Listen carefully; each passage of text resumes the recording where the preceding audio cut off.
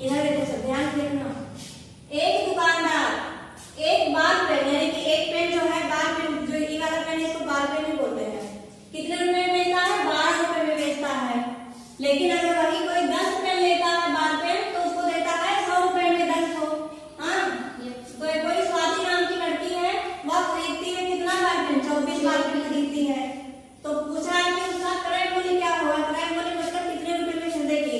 जैसे तुम आलू सब्जी अगर लेने जाती हो ना, तो जो पैसा देती हो उसको बोलते हैं क्रय मूल्य। आलू लेती हो पैसा देके, तो जो तुम देती हो पैसा उसको बोलते हैं क्रय मूल्य। तो वही पूछा है कि क्रय मूल्य कितना होगा, यानी कितने रुपए देगी वो, स्वाति कितने रुपए देगी दुकानदार को।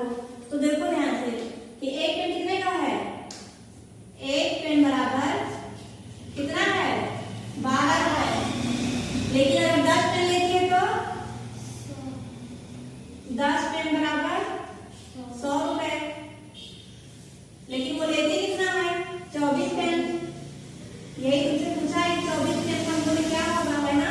मतलब 24 पेन का मूल्य कितना देना पड़ेगा? 24 पेन बराबर, इसको 10 10 के हिसाब से तोड़ोगे तो कितना 10 बनेगा तुमको? 10 10 का जोड़ा कितना बन जाएगा? 10 धन 10 फिर 4 हो गया ना। अब देखो 10 पेन का मूल्य कितना है तुम्हारा? 100 रुपए है। तो यहाँ 100 लिख सकती हो, है ना? फिर 10 पेन का मूल्य कितना है तुम्हारा? 100 रुपए, है ना? लेकिन 4 पेन का मूल्य कितना हो जाएगा? 4 पेन का मूल्य कितना हो जाएगा? एक पेन का 12 है, तो 4 पेन का मूल्य कितना हो जाएगा? एक पेन बराबर 12 रुपए, तो 4 पेन बराबर 12 गुणे 4 कितना हो गया? 12 पेन 36 12 चौके 48 कितना हो गया? 48 रुपए। तो 4 पेन का मूल्य कितना हो गया तुम्हारा? 48 रुपए।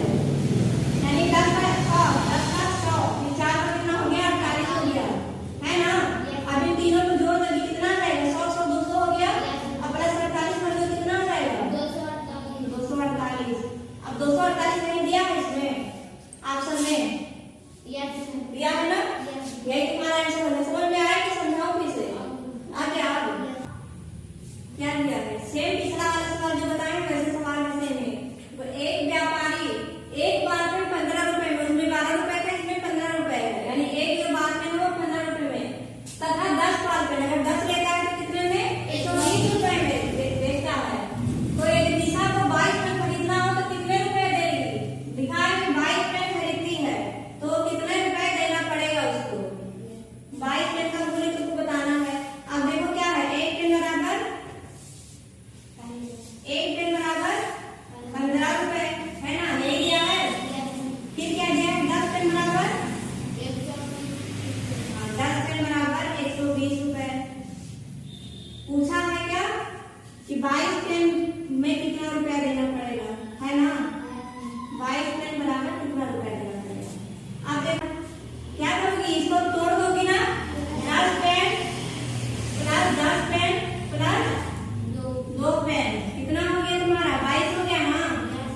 अब क्या 10 को कितना रुपए लिख सकती हो? 120 रुपए। तो यहाँ क्या लिख दोगी? 120। फिर 10 को क्या लिख सकती हो? 120। लेकिन 2 पेन का मूल्य कितना लिखोगी? एक पेन का 15 है, 2 पेन का एक पेन का एक पेन बराबर 15 रुपए, तो 2 पेन बराबर कितना हो जाएगा? 30। हाँ, 15 गुणे 2 बराबर 30 रुपए। कितना हो गया? 30 रुपए। तो यहाँ 2 की जगह क्या लिखोगी? 30 रुपए। तो जोड़ोगी तो कितना आ जाएगा? 120